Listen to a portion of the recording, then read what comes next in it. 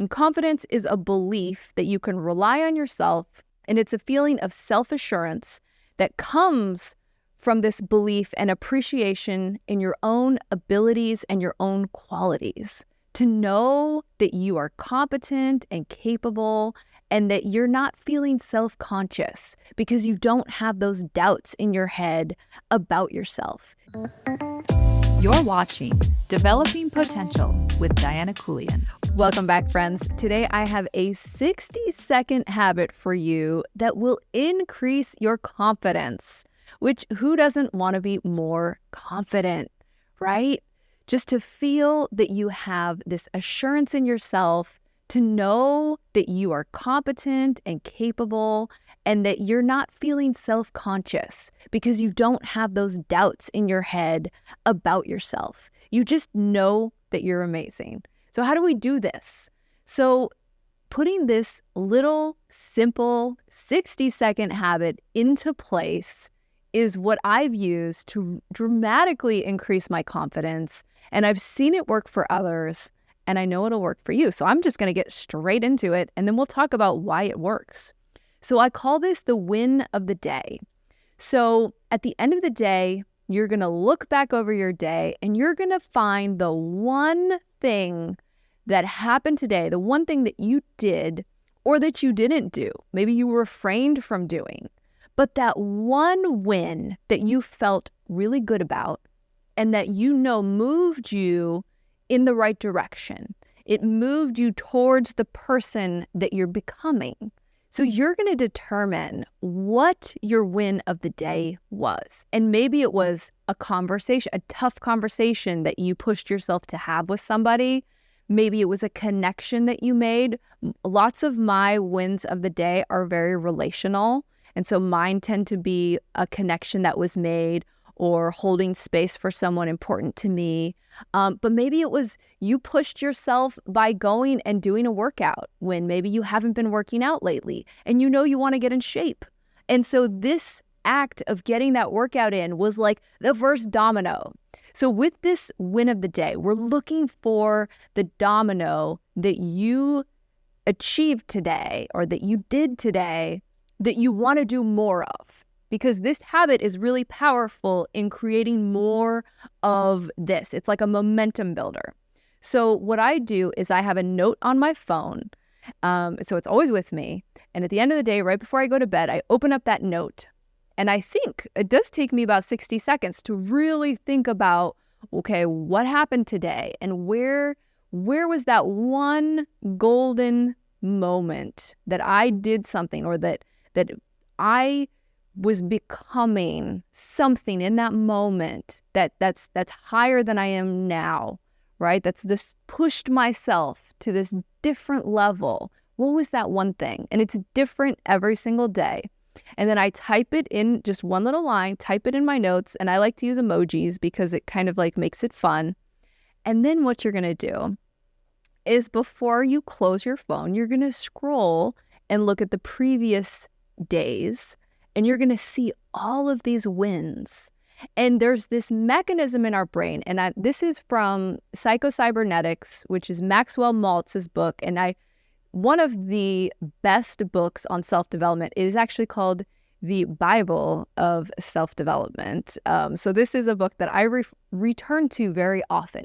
But he talks about something called the servo mechanism, which essentially our brain, whatever we feed it, whatever problem or whatever, in this case, like nugget that we want to do more of, whatever we're feeding it and using our brain, it wants to produce more of it.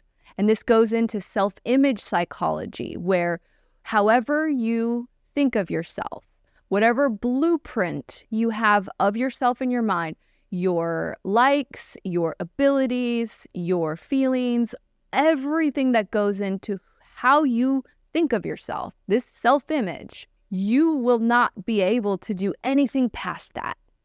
And so this self-image it's either your limiting factor or it's something as you open your self-image, it becomes like this accelerant to creating the life and becoming the person that you want to become. And Maxwell Maltz, amazing story. He was a plastic surgeon who, in most of his patients, if there was a disfigurement or a scar or something that he fixed, their personality would go from being depressed and being self-conscious to being back to the way they were, or being confident, and their self-image changed. But then there were other patients who, let's say a woman, one of the examples he used in the book, a woman who had a very large nose and it made her very self-conscious, and he fixed it, made it a normal sized nose, and she couldn't see a difference. So even looking in the mirror, she would say like, okay, I see the bump is gone and this is that, but I still look the same. And her self-image didn't change with her appearance. And so this got him really thinking, like, what is it about what's happening in our brains that determines how we see ourselves? And then how we see ourselves is the limiting factor on what we allow ourselves to do, right? But it's tricky because we don't think I'm not allowing myself to do X, Y, Z. We just feel the limitations. And that's your self-image. And so this 60-second habit of writing down your win of the day, that moment when your self-image stretched, right? That moment when you got yourself a little bit out of your comfort zone and you were a little higher version of yourself. You're stretching that self-image to something bigger, something higher. You write that down, you capture that, and you notice it. And then I love doing this right before bed because you're putting that into your mind right before you go to sleep. So now your last thoughts as you're drifting off are about stretching that self-image, that concept of yourself, pushing yourself to that next level. And then what I also love about having it all in the same place, and if you don't want to do it on your phone, write it in a journal. I like the phone because it's always with me. So even if it's just throughout my day and I'm like, man, I just need a pick-me-up. I need to be reminded of my abilities and reminded of who I am. You can open it up and just start scrolling. And after you've done this for months, you have item after item after item of these events and moments in your life where you became something bigger. And it's so cool to see how your servo mechanism, as Maxwell Maltz calls it, grabs onto that. It says, okay, this is the new blueprint. I'm now somebody who does this. And it expands. And so this is such a cool thing. And, we go back to the concept of confidence. And confidence is a belief that you can rely on yourself. And it's a feeling of self-assurance that comes from this belief and appreciation in your own abilities and your own qualities. And so as you're choosing your win of the day, that moment to focus on, you're looking at your abilities, you're looking at your qualities, and you're noticing, like, I can rely on myself. Like, I can rely on myself to do hard things, like to do things that push me out of my comfort zone. And I can do it. I can land on my feet. And so we're going to stretch that self-image every day as you reinforce this. And this is such a personal thing. You don't even have to share this with anybody because you know the small little things that you do or that you refrain from doing that help you to become better. You know it. You feel it, right? When you don't give in to your urge to do something that you know you shouldn't do, or when you push yourself to do something positive, or if it's relational, when you give in a relationship and give emotionally, right? Maybe your family member, your friend had a tough day and maybe you did too, but sitting there and listening to them and having empathy for another person, prioritizing them in that moment, that's a moment of stretching yourself. Like that's a domino towards becoming a person who is there for others. That's a domino towards becoming a person who's more connected with the people in their life who matter, right? One of the number one things that people are seeking is deeper connections with others, not feeling so alone, not feeling so isolated, right? And these are small moments that we can do where we push ourselves to become more to another person. And you write that down and then you remember it. Because 2 weeks from now, when you're scrolling, you're like, man, okay, I'm pretty great. I did all these things. Like, I had all these moments of victory. These are moments of victory, right? Reminding yourself, getting this blueprint of yourself and expanding it. And even if you want to visualize a blueprint, like visualize like a whole written out blueprint of a house.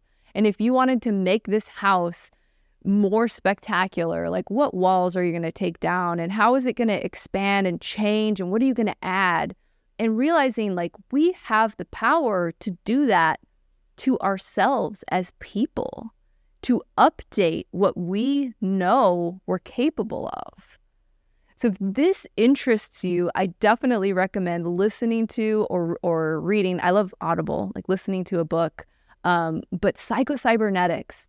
And then Maxwell Maltz goes into just great detail, very scientific detail, because he's a medical doctor, of proving this mechanism and all of these case examples of people who were able to make that mental shift, to realize I've been setting limits on myself unknowingly, right?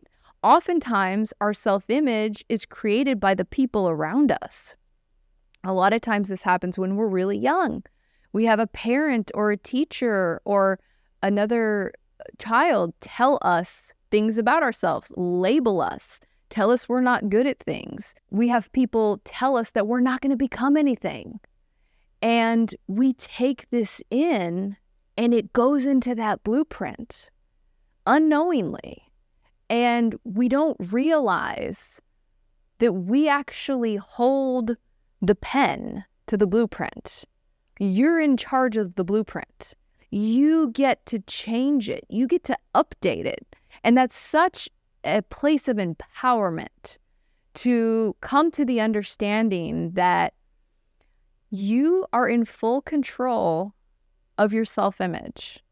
And by continuously, making this a habit to focus your mind on all of the great victories that you have every day, you can continue to push yourself in the direction of this higher, happier, more successful version of yourself that's out there. And it's all in your control. What's powerful about a habit is that it can be something that is so quick, such a small little fraction of your day, but the compounding effect of doing it every single day and training your brain, training your emotions, right? Imagine that. You're training your emotions to feel victory at the end of every day. Like, how great is that? To then go to sleep in this feeling of accomplishment, however small, whatever it was, that one thing. And then to wake up the next day feeling like, I'm going to outdo myself today. Like, I had this accomplishment yesterday. I'm going to do something bigger today. And it's this momentum that grows. But habits, looking at the things that we do repetitively, and it always blows my mind of how much change and how much evolution we can create when we do things consistently. It's like so simple, yet it requires that we be consistent, right? Okay, so I hope that you found this interesting and that maybe you'll try this.